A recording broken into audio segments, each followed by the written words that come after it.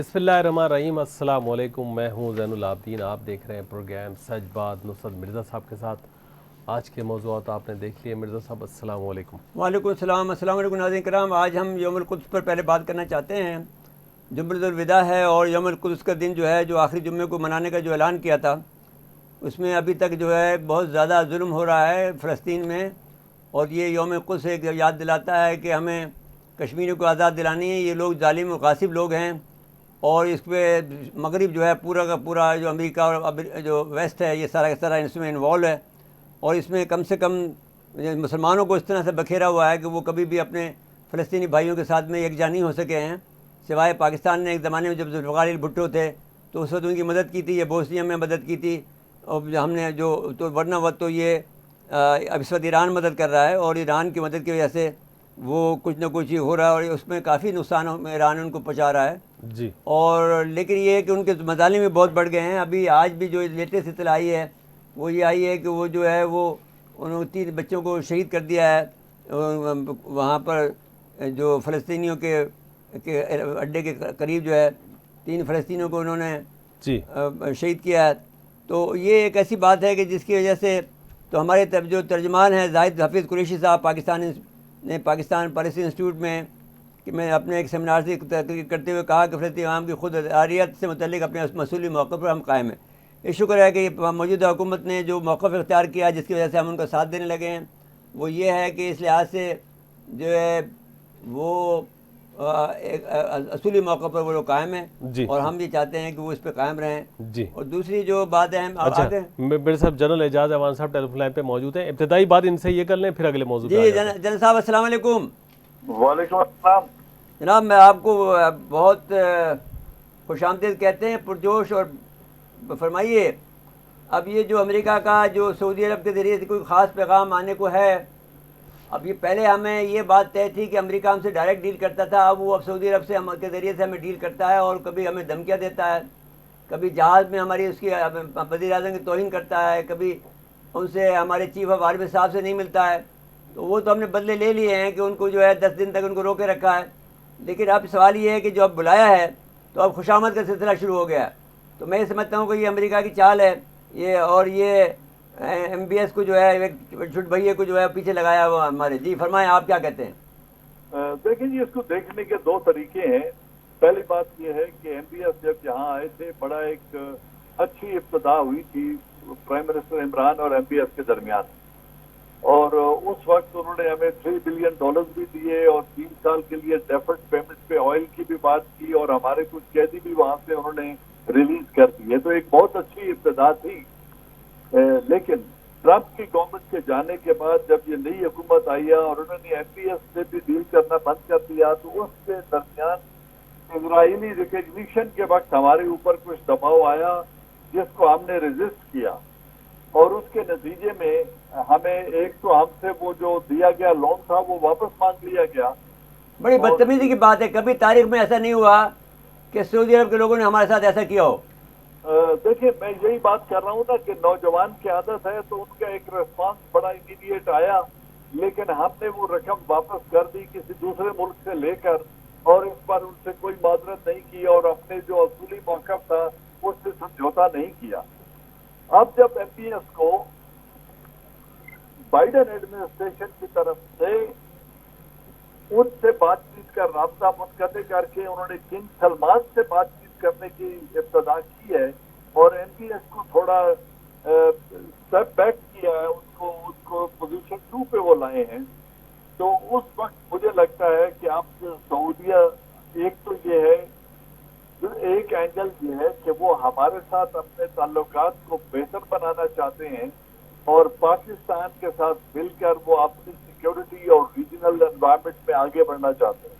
صاحب ایک بات میں آپ سے کروں کہ ایم بی ایس بہت ایک جو ایسے مزاج کا آدمی ہے جو انسٹیبل ہے، وہ ایک ایسا ڈوبتا ہوا آدمی جو ہاتھ پیر مار رہا ہو، جس کو تیرنا نہیں آتا ہو، اس طرح کی حرکتیں کر رہا ہے، کبھی ادھر بھاگتا ہے کبھی ادھر بھاگتا ہے۔ اب ترکی سے کہتا تھا کہ ترکی کا آپ تغرل جو ہے وہ نہ چلاؤ ڈرامہ، اب جو ہے خود ترکی سے بادشاہ بات کر رہا ہے اس سے۔ وہ بات اور تھی۔ میں ابھی جو آپ سے بات کرنا چاہ رہا ہوں کہ ایک انڈیا دیا ہے انہوں نے کہ وہ ایران کے ساتھ اپنے تعلقات کو بہتر بنا سکتے ہیں، یہ ایم بی ایس نے کہا ہے. اور وہ کہا ہے، وہ بھی تو کہہ رہا ہوں کہ اس قدر زیادہ اس کے اندر وہ میں نے آپ سمجھیں کہ جمپنگ ہے کہ ایک دم سے پھدک کر مینڈک کی طرح ادھر بھاگتا ہے، کبھی ادھر بھاگتا ہے. جی نہیں، آپ بات سن لیں نا. دوسری بات یہ ہے کہ آفٹر آل ہی از دا کراؤن پرنس، اور کنگ سلمان جو اس وقت بہت عمر رسیدہ ہیں، ان میں اتنی انرجی بھی نہیں ہے، تو ان کے جو معاملات ہیں ان میں محمد بن سلمان بالکل ارریلیونٹ بھی نہیں ہے. ایونچولی اقتدار انہی کی طرف آئے گا. تو ایک تھوڑا اگر ہم لانگ ٹرم میں یا مڈل ڈسٹینس میں دیکھنے کی کوشش کریں تو ایم پی ایس کا جو سعودی فورن پالیسی میں کردار ہے وہ حتمی اور ایک اہم پوزیشن والا ہوگا کچھ عرصے کے بعد. ٹھیک ہو گیا. اب اگر اس نقطۂ نظر کو ہم دیکھیں تو جس خطرے کا اظہار آپ نے کیا ہے کہ کیا امریکہ سعودی عرب کے ذریعے ہمارے اوپر دباؤ ڈالنا چاہتا ہے اور وہ ہماری پالیسیز میں تبدیلی چاہتا ہے بجائے ڈائریکٹ انوالومنٹ کے، اور پھر اب جو ریجن میں تبدیلی آ رہی ہے اس میں وہ ان کو آگے لا کے ہمارے اوپر دباؤ ڈالنا چاہتا ہے، تو یہ ایک بڑا سوالیہ نشان آ جائے گا ہماری پالیسی کے اوپر، خود مختاری کے اوپر. اور اب دیکھنا یہ ہے کہ ہماری لیڈرشپ اس دباؤ کو کس طرح سے لیتی ہے. جی آپ نے درست فرمایا. میں یہ کہتا ہوں کیونکہ بہرحال جتنے بھی ہو جو میں ایک اسٹریٹجک پوائنٹ آف ویو سے دیکھتا ہوں، اور کیونکہ انہوں نے آپ یہ دیکھیے کہ وہ رامائن پڑھا رہے ہیں سعودی عرب میں. دیکھیے وہ چھوٹی بات ہے. نہیں چھوٹی بات یوں نہیں ہے، بات یہ ہے یوں نہیں ہے. اس لحاظ سے میں آپ سے کہہ رہا ہوں کہ امریکہ نے ان کا جو نصاب ہے وہ اپنے قبضے میں کر لیا ہے، اور ان کے گلے پہ جو انگوٹھا رکھا ہوا ہے امریکہ نے، وہ جو 9/11 کا جو واقعہ تھا اس کی جو رپورٹ آئی ہے، اس کے بعد میں جو فیصلے آئے ہیں اس کو دبا کے بیٹھے ہیں، اور اس کے گردن پہ انگوٹھا رکھا ہوا ہے کہ صاحب آپ ہمارے حکم پہ چلیں. تو یہ چلتا ہے. جی یہ بات آپ کی بالکل ہوا میں نہیں ہے، اس میں بھی کچھ وزڈم ہے. اور جو ابھی وہ افغانستان سے نکلنے کے بعد جو امریکہ کی ضرورت ہے اور جو حالات پیدا ہو رہے ہیں، اگر وہ ہم پر دباؤ ڈالتے ہیں اور ہم سے اپنی جو کوئک ریسپانس فورس ہے، جو اسٹریٹجک ریسپانس فورس وہ رکھنا چاہتے ہیں، اگر اس کے لیے وہ ہم سے بیسز اور کوئی ایسی تعاون چاہتے ہیں ایئر سپیس کے استعمال کا، اور ہماری حکومت نے اگر یہ تعاون کر دیا کسی بھی دباؤ کی وجہ سے، تو یہ پاکستان کے مفاد میں ہرگز نہیں ہوگا، پاک افغان مفاد میں نہیں ہوگا، پاک چائنا مفاد میں نہیں ہوگا، اور یہ ایک بہت بڑی غلطی ہوگی اگر ہم نے اس طرح کا کوئی سمجھوتا کر لیا. تو ابھی ہم نے دیکھنا یہ ہے کہ ہماری لیڈرشپ کس ویژن کا مظاہرہ کرتی ہے. کیا ہم اسی غلطی کو دہرانے جا رہے ہیں جو پریزیڈنٹ مشرف نے کی تھی، یا ہم اپنی کلیئر پالیسی لے کے اصولی موقف کے ساتھ آگے بڑھنا چاہتے ہیں؟ تو آپ بالکل درست ہے. میں اسی شک میں مبتلا ہوں کہ وہ ایم بی ایس کے ذریعے سے، کیونکہ وہ بہت نیرو مائنڈیڈ ہے، وہ اس کے ذریعے سے ہم پہ دباؤ ڈالنا چاہتے ہیں. تو وہ ابھی اس کو آگے بڑھایا انہوں نے، اور وہ جانتے ہیں کہ پاکستان اس وقت جو ہے وہ جو ایک آزاد پالیسی پہ چل پڑا ہے، اور اب چین سے اور روس سے جڑ گیا ہے. پرائم منسٹر عمران خان سے میری توقع یہ ہوگی کہ وہ اس طرح کے دباؤ میں نہیں آئیں گے اور وہ اپنے اصولی موقف پر کمپرومائز نہیں کریں. ٹھیک ہو گیا جی. اچھا یہ دوسری بات ہم آپ سے یہ کرنا چاہتے ہیں کہ ساؤتھ چائنا مارننگ پوسٹ ہے، اس نے 3 مئی 2021 کو اپنی خبر دی ہے کہ چین نے ایک نیوکلیر پاور سب میرین 094 جن کلاس کی جو ہے وہ سمندر میں اتار دی ہے، اور وہ نیوکلیر پاورڈ ہے. اور اس کے مطابق، اخبار کے مطابق، یہ آپ دو JL-3 میزائل سے لیس ہے جو 10,000 کلومیٹر کو مار کر سکتی ہے، اور پورے امریکہ اس کی زد میں ہے. اور یہ انہوں نے اپنے جو سمندر میں جب اتاری ہے تو ان کا 72واں اینیورسری تھی چائنیز لبریشن آرمی جو نیوی کی. اب اس میں فرمائیے کہ یہ SLBM جو ہے، اور بگ ویو ہے اس کے اندر، جولانگ اس کا نام ہے، اور Julang big wave SLBM with range of 10,000 kilometre. جی دیکھیں چائنا کا، میں نے کچھ چیزیں جس طریقے سے میں دیکھتا ہوں، چائنا اپنے اسٹریٹجک مفاد کا دفاع ہر صورت میں کرے گا، وہ ساؤتھ چائنا سی کی لبرٹی کرٹیل نہیں کرنے دے گا. اور اگر یہ جو کوارڈ فورسز ہیں جس میں جاپان، آسٹریلیا، امریکہ اور انڈیا شامل ہیں، اگر انہوں نے گھیرا تنگ کرنے کی کوشش کی تو عالمی جنگ کا خطرہ بھی ہو سکتا ہے. اور چائنا ہرگز پیچھے ہٹنے کو تیار نہیں ہوگا، چاہے وہ تائیوان کو آگے رکھ کے استعمال کریں یا ہندوستان کو آگے رکھ کے استعمال کریں. اگر ساؤتھ چائنا میں کلیش کی سچویشن بنی اور انہوں نے گلا گھونٹنے کی کوشش کی، چائنی معیشت کی، تو پھر حالات قابو سے نکل جائیں گے. اور میں نہیں سمجھتا کہ امریکہ اتنا بڑا رسک لے گا اس خطے میں. اچھا، دوسری طرف جنرل صاحب آپ سے بات کر لیں، وہ روس کے بھی سمندری علاقے میں اس کے جہاز، ایک جہاز نے ان کے جو ہے حدود میں، فضائی حدود میں داخل ہونے کی کوشش کی جاسوس طیارے نے. تو پھر انہوں نے اس کو لاک کیا اور اس کے بعد میں ان کو پیچھے ہٹایا. تو روس سے بھی یہ لوگ ٹکراؤ کرنا چاہتے ہیں اور چائنا کو بھی کرنا چاہتے ہیں، پریشر میں لانا چاہتے ہیں. جی آپ فرمائیں. جو بائیڈن ایک دفعہ پھر وہی جو روایتی امریکن پولیٹکس ہے، جیو پولیٹکس ہے، اس پر وہ گامزن ہے. اور وہ سی آئی اے اور پینٹاگون کو ساتھ لے کر دنیا میں ایک دفعہ پھر داغ بٹھانے کا جو ان کا انداز ہے، اس پر وہ گامزن ہو گئے ہیں. ایک طرف وہ ان چھوٹی جنگوں سے ڈس انگیج کرنا چاہتے ہیں، دوسری طرف وہ روس اور چائنا کے خلاف بڑی جو حتمی پوزیشن ہے اس کو اختیار کرنا چاہتے ہیں. اب دیکھنا یہ ہے کہ چائنا اور رشیا اپنے مفاد کا دفاع کرنے کے لیے اپنے آپ کو کس طرح پوزیشن کرتے ہیں اور کس طرح کی اسٹریٹجک میسیجنگ کرتے ہیں امریکہ کے ساتھ کہ وہ ان کوارسو پالیسی کی بجائے وہ کوآپریٹو پالیسی کی طرف آ جائے. اب دیکھنا یہ ہے کہ یہ جو ریجنل ری الائنمنٹس اب ہو رہی ہیں ان میں ملکوں کے جو ریجنل کوآپریشن ہے یا ریجنل بلاکس جو بننے جا رہے ہیں وہ کس پوزیشن میں اپنے آپ کو پلیس کرتے ہیں. میں سمجھتا ہوں اس خطے میں روس اور چین کی پوزیشن بہت مستحکم ہو رہی ہے.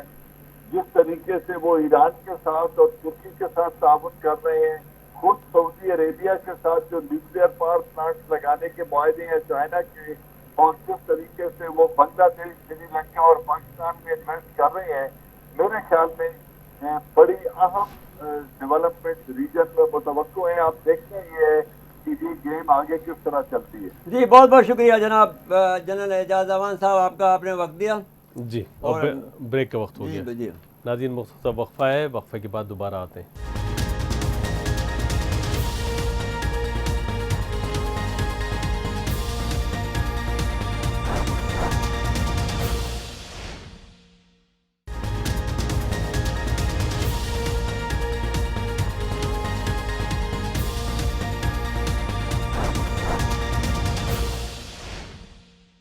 ایک دفعہ پھر پروگرام میں خوش آمدید کہتے ہیں.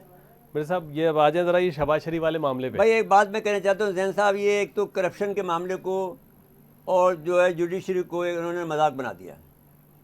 جتنا بڑا داغ لگ سکتا تھا جوڈیشری پر وہ لگ گیا. شہباز شریف کو جس انداز سے چھوڑا گیا ہے تاریخ میں اس کی مثال نہیں ملتی. نواز شریف تو یہ عیاری اور مکاری سے چلا گیا، لیکن اس آدمی کو تو کھلے کھلے چھوڑا گیا. اس کے بعد اتنے کیسز ہیں، اس کے باوجود بھی اس کو پرسو نہیں کر رہا ہے ان کے وکیل جو ہے. ایک بات. دوسری بات یہ ہے کہ اب یہ پیغام لے کے جا رہے ہیں یا بھائی کو منائیں گے، کیا کرنا چاہتے ہیں، معائنہ کرائیں گے. اب ان کا علاج تو وہاں کے علاوہ تو کہیں ہوتا نہیں ہے. یہ تو سب جائیں گے ابھی گھوم پھر کے آئیں گے اور ممکن آئے نہ آئیں. اتنے عرصے یہاں حکمران رہے لیکن یہاں پہ اپنے لیے کوئی اسپتال نہیں بنا سکے. بڑی بے شرمی کی بات ہے. میں سمجھتا ہوں کہ بھائی کیا تو یہ بند کرو، یہ تمہارا یہ کرپشن کا کھیل جو ہے کہ یہ جو نعرے لگاتے ہو، یا پھر ان کو سزا دو. اب یہ ڈرامے بازی بند کرو. بعض چیزیں تو اب ان کے ہاتھ سے بھی نکل گئی ہیں نا، کیا کریں وہ. بھائی جو بھی نکل گئی ہو، اب بھائی اب بات کو اس کو میں یہاں پہ کلوز کرنا چاہتا ہوں. ٹھیک ہے. کیونکہ انہوں نے مذاق بنا دیا، عدلیہ نے کوئی مذاق بنا دیا ہے، اور یہ جو سسٹم ہے ان کا جو ہے نیب کو بھی مذاق بنا دیا. افتخار محمد چودھری صاحب کے دور سے وہ مذاق شروع ہوا اور ابھی تک جاری ہے. جی.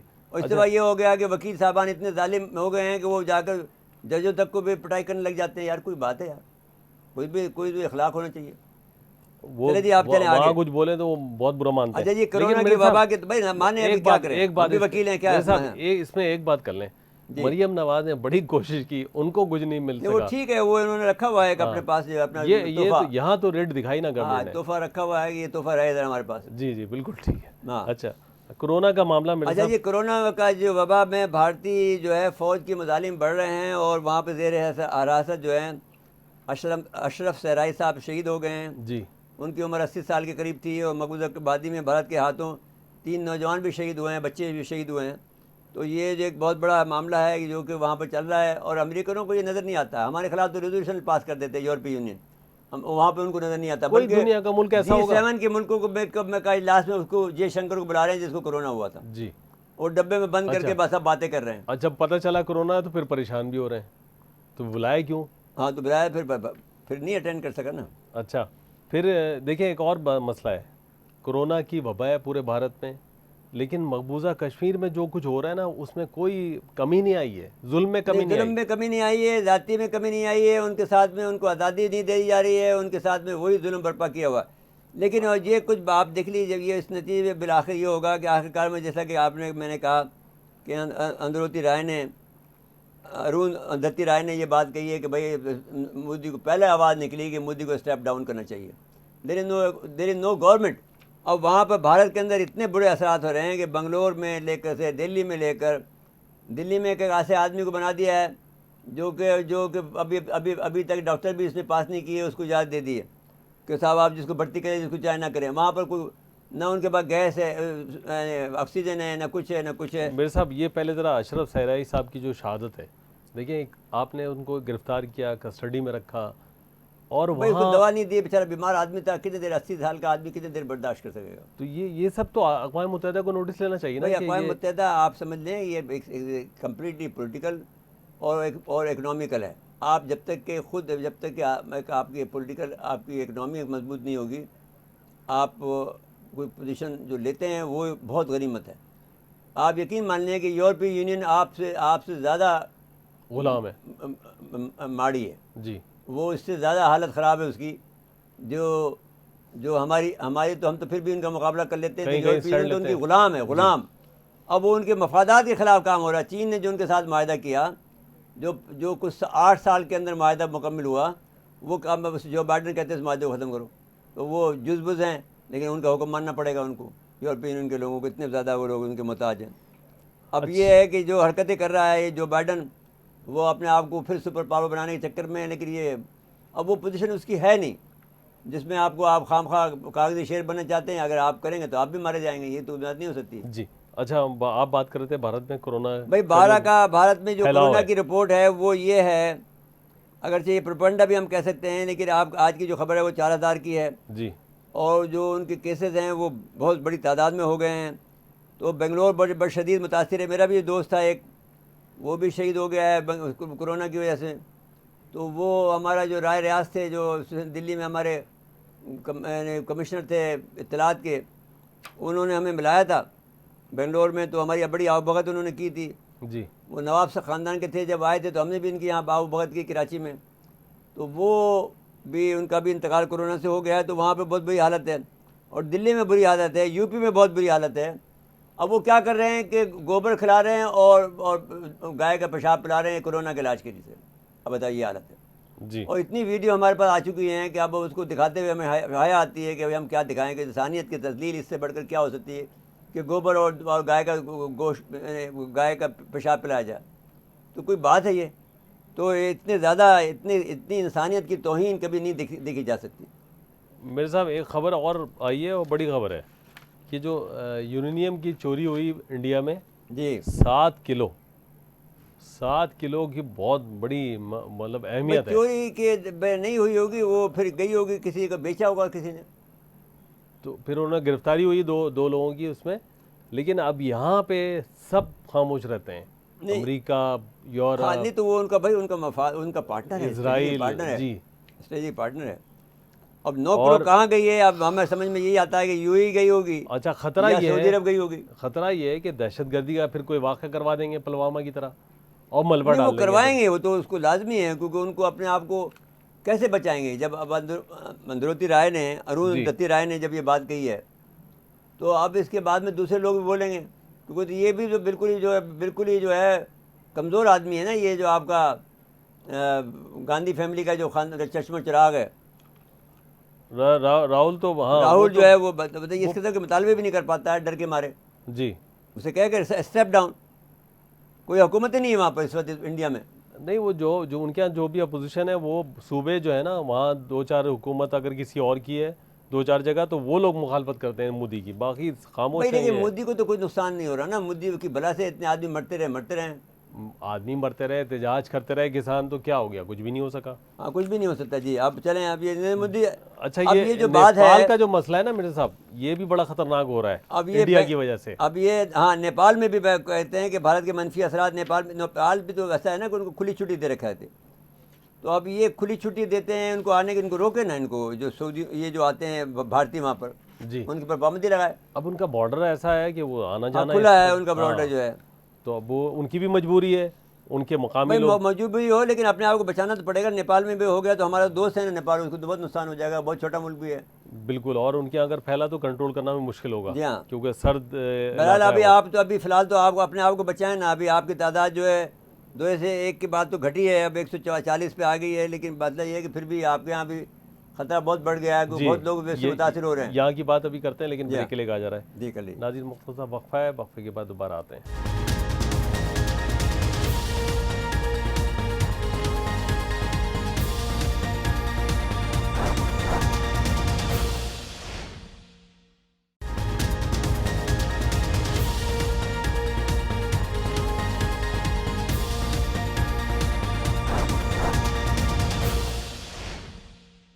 ایک دفعہ پھر پروگرام میں خوش آمدید کہتے ہیں.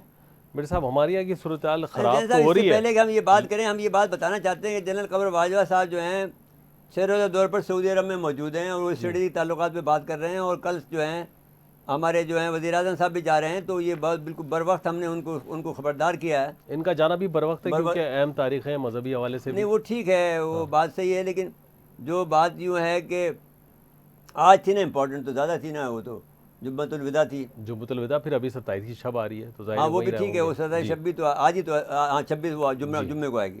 ان کے یہاں تو جمعرات کو ہو جائے گی, ہاں کل ہی ہو جائے گی, ان کے یہاں کل ہو جائے گی, سیٹرڈے کو ہو جائے گی. جی تو اس لحاظ سے صحیح ہے. تو لیکن یہ ہے کہ ہم یہ بتانا چاہتے ہیں کہ ہم نے جو پروگرام کر رہے ہیں ہم اس میں صحیح ہم نے نشاندہی کی ہے جی کہ وہ آپ ان کے کسی چکر میں نہ آئیں. وہ امریکہ کا پلان ہے اور وہ آپ جتنے بھی وہ تمہاری خوشامد کرے گا لیکن کسی وقت بھی چھڑا گھونپے گا پیٹ میں, کیونکہ ہی از ویری انریلائبل مین. جی تو اب دوسری بات جو ہم کرنا چاہتے ہیں وہ یہ کہ وزیر اعظم صاحب کل جا رہے ہیں 3 روزے دورے پر 7 سے 9, اور چیف آف آرمی صاحب پہلے سے وہاں موجود ہیں. جی تو میرا چیف آف آرمی صاحب is very very very wise man, اور وہ اپنے آپ کو اسٹریٹجک پوائنٹ آف ویو سے دیکھتا ہے. بطور وزیر خارجہ ان کا بڑا کردار ہے. بڑا کردار ہے وزیر خارجہ, مطلب ایز اے خارجہ وزیر خارجہ کے طور پر بھائی سب سے تعلقات کردار ادا کر رہے ہیں. جی بہت ایز اے یعنی وزارت خارجہ کا کردار اچھی طرح نبھا رہے ہیں. بالکل, اور وزارت خارجہ کے لیے پھر اللہ ہی حافظ ہے, وہ تو ابھی خود ہی اپنے جو اپنے الفاظ کو گھمانے کے لیے باتیں کرنے کے انداز سے آگے بڑھتے نہیں. لوکل پالیٹکس سے ان کا ذہن ابھی نکلا ہی نہیں. چلے جی. اچھا آ جائیں. اچھا جی, کورونا خطرات سے اتوار سے لاک ڈاؤن سندھ میں اعلان ہو رہا ہے, پورے پاکستان میں, بلکہ 8 سے تو ہو گیا پورے پاکستان کا, جی ہاں, جس میں سندھ بھی شامل ہے. ٹرانسپورٹ کا صرف سندھ میں اعلان کیا گیا کہ 9 سے بند ہوگی. ہاں تو یہ پھر تو بڑا مشکل ہو جائے گی کراچی کے لیے. جی کراچی کے لیے مشکل ہو جائے گی. تاجروں کا بھی ایک موقف ہے کہ بھائی 2 دن کے لیے چھوڑ دیا جائے اور منگل سے آپ بند کر دیں. بھائی اب ہم تو یہ بات جانتے ہیں کہ تاجروں کو اپنی مرضی ہے, اس لیے کہ اگر آپ زندہ رہیں گے تو پیسے بھی کما لیں گے, اگر زندہ ہی نہیں رہیں گے تو پھر کیسے کمائیں گے پیسے. لیکن ان میں کچھ تاجروں کا کہنا ہے کہ کچھ لوگ ایسے ہیں جن کی زندگی کا دار و مدار اسی تجارت پر ہے. لے لیں, کوئی ہے تو بتاؤ. دیکھیں اب کوشش کرتے ہیں کہ بھٹی صاحب کو لے لیں. اسلم بھٹی صاحب ہیں تاجر رہنما طارق روڈ. لیکن ہمارا یہ خیال ہے کہ اب یہ باتیں چھوڑ دی جائیں, کیونکہ اتنا رش ہے. زین صاحب کل میں گیا ہوں وہاں پر, آپ یقین مان لیں کہ اتنا رش ہے کہ آدمی وہاں گیا, اپنے ہمارے جو نہیں جو یہ کورنگی روڈ ہے, جی فیز 1 کو کاٹتا وہ جاتا ہے کورنگی روڈ, اس کے اوپر گولڈ مارٹ ہے یا کون سی جگہ ہے, وہاں پر اتنا رش تھا ان کو سیل کیا انہوں نے. عورتیں اتنی زیادہ, اتنی تعداد میں تھی کہ کوئی یعنی آپ سمجھ لیجیے کہ کم سے کم جو ہے وہ 5000 خواتین وہاں موجود تھی اس وقت ایک مارٹ کے اندر. یہ بھی خطرناک صورت بہت ہے نا، خطرناک۔ جب آپ اس طرح بند کریں گے تو لیکن پھر اس میں ایک پرابلم، یہ فائدہ یہ ہے کہ وہ سب برقعے ورقے میں تھی تو وہ ایک قسم کی سپورٹ ہوتی ہے۔ اچھا میرے صاحب، ہم تاجروں کی بات کر رہے تھے، دکانداروں کی بات کر رہے تھے۔ اسلم قریشی صاحب رہنما ہیں مارکیٹ ایسوسی جی اسلم صاحب السلام علیکم۔ لائن پہ موجود۔ وعلیکم السلام جناب علی۔ کو خوش آمدید کہتے ہیں اپنے پروگرام سچ بات میں۔ آپ فرمائیں آپ کا کیا موقف ہے اس کورونا کی صورتحال میں دکانیں کھولنے کے بارے میں؟ سر ہمارا پہلے دن سے ایک ہی موقف ہے، جو کہ پہلے دن سے ہے۔ پھر ایک موقف یہ ہے کہ ہمارا ایک ایونٹ آتا ہے کہ کورونا تو گزشتہ 2 سال سے چل رہا ہے، تو پچھلی مرتبہ بھی میری جب وہ میٹرو ٹی وی پہ تھا تو منسٹر صاحب سے میں نے ان کو یہی کہا تھا کہ آیا ہم عید منائیں گے کہ نہیں، بہرحال وہ ہم نے کسی بھی طریقے سے عید منائی۔ اس وقت ہمارے ساتھ پوزیشن یہ ہے کہ ایک تو بدترین قسم کا جو ہے، آپ مجھے بتائیے کہ کراچی کا کلچر جو ہے 12 بجے سو کر اٹھنے کا ہے، اس میں 4 گھنٹے کے جاگو کریں گے، اس میں اتنے خطرناک قسم کی ہماری ایف آئی آر ہے، اتنے خطرناک قسم کے ہمارا کیلکولیشن۔ آپ مجھے بتائیے 4 گھنٹے کے اندر 50 لاکھ گارجن شخص کہا جائے گا جنہوں نے یہ گزشتہ 1 ہفتے سے کوئی کام نہیں کیا۔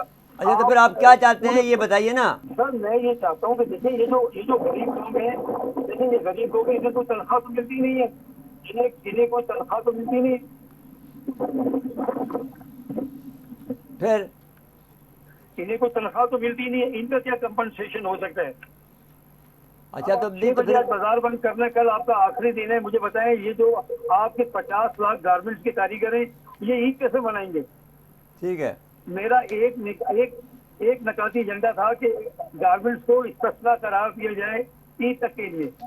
لاک ڈاؤن کے اندر آپ کی 8 پوائنٹ سمتھنگ کچھ آپ کی پوزیشن ہے، سندھ کے اندر 8 پوائنٹ کچھ پوزیشن۔ آپ مجھے بتائیے 3.5 کروڑ لوگوں نے عید منانی ہے۔ ہاں ٹھیک ہے، لیکن اب بھائی کورونا میں اگر بچے گا تو آدمی عید منے گی نا، عید کہاں سے منے گی پھر؟ سر آپ مجھے بتائیے آپ کی ڈیتھ ریشو ایسی تو نہیں ہے نا کہ جو آپ نے جو سندھ کے اندر کیا ہوا ہے ایسی ڈیتھ ریشو تو نہیں ہے نا آپ کی؟ ہاں تو لیکن آپ کیا، میں نے ابھی کل دیکھا گولڈ بارٹ میں جو ہمارے ڈیفینس کے اندر ہے قریب، اس میں 5000 عورتیں کھڑی تھی ایک مارٹ کے اندر۔ میری ایک بات سن لیں، ایک بات میری سن لیں کہ اگر یہ کرونا سے نہیں مریں گے تو یہ بھوک سے مر جائیں گے۔ ہاں اچھا یہ بات ہے۔ اچھا آپ مجھے بتائیے جس دن جیب میں پیسے نہ ہوں اس دن عید ہوتی ہے؟ نہیں ہو سکتی ہے۔ اچھا عید کے دن میری جیب میں پیسے نہیں، میری عید ہو جائے گی؟ بھائی بعض اوقات عید نہیں ہوتی ہے، لیکن بات یہ ہے کہ اگر جان رہے گی تو بچے گی نا، لیکن آپ کی یہ بات وزنی ہے کہ بھوک سے نہ مر جائیں۔ عید کیسے منائے گا؟ اچھا خیر قریشی صاحب، طارق روڈ کا دکاندار اتنا بھی غریب نہیں ہو جاتا ہے اگر مارکیٹ سر میں ریٹیل کی بات نہیں کر رہا، میں مینوفیکچرنگ سیکٹر کی یہ کہہ رہے ہیں کہ جو غریب آدمی جو ان کا کام کرتا ہے وہ کیسے مرائے گا؟ ہم نے اسی وجہ سے آپ کام کرتے ہیں، جو عورتیں کام کرتی ہیں، ہم نے اسی وجہ سے آپ کو زحمت دی کہ ان کا پوائنٹ آف ویو آئے۔ لیکن یہ جو مرزا صاحب نے آپ سے ایک بات کی تھی نا کہ دوگنی قیمت، کوئی بھی شلوار قمیض ہے، کوئی کپڑا ہے خواتین کا، اس کی دوگنی قیمت وصولی، یہ کون سا انصاف ہے؟ یہ کیسا کاروبار ہے؟ میں آپ کو بتا دوں عوام کے لیے ہم نے یہ کیا ہے کہ اپنے گارمنٹ سیکٹر کے جتنے بھی لوگ ہیں ان کو راشن اور عید کے کپڑے جو نا ہماری جو بھائی وہ تو ٹھیک ہے، لیکن آپ عام آدمی سے جو پیسے زیادہ لیتے ہیں ہم تو اس پہ بات کر رہے ہیں۔ یہ ریٹیل سیکٹر جواب دے گا، میں مینوفیکچرنگ سیکٹر کا آدمی ہوں، مینوفیکچرنگ والے کرتے ہیں۔ رہنمائی کر سکتا ہوں، میں رہنمائی آپ کی کر سکتا ہوں۔ دیکھیے اتنی بڑھتی ہے کہ 2 لاکھ روپے دکان کا کرایہ ہے، 50,000 روپے بجلی کا بل ہے، 20,000 سے 25,000 روپے سیلمین کی تنخواہ ہے، تو ایک پیس میں 200 روپے کا فرق آ جاتا ہے۔ ٹھیک ہو گیا، سمجھ میں آئے گی بات۔ بالکل ٹھیک ہے، ٹھیک ہے جی، بہت بہت شکریہ اسلم قریشی صاحب آپ کا، آپ نے وقت دیا۔ اچھا خیر میرے صاحب، ہر ایک کے پاس اپنا اپنا ایک جواز ہے۔ جواب غلط ہے نا، اگر آپ دیکھیے پھر کیوں کب کرتے ہیں؟ لیکن ایک سکھ آدمی ہے، ایک سکھ نے جو ہے پورے وہ اپنا نقصان کرتا ہے، کہتا ہے ہمیں رمضان نقصان ہوتا ہے، لیکن وہ جو ہمیں پھر جو وہ اجناس ایسی کم قیمت پہ سب کو دے رہا ہے، راشن کا وہ بنا کے۔ تو دیکھو نا یہ بات مسلمانوں کو نہیں چاہیے، ایک سکھ کر رہا ہے آپ کے لیے۔ جی خیر، وہ بس اللہ اس کو جس کو جو ہمت دے۔ جی بالکل میرے صاحب، پروگرام کا وقت ختم ہوا۔ ناظرین آج کے لیے اتنا ہی، آئندہ پروگرام تک کے لیے اجازت چاہتے ہیں، اللہ حافظ۔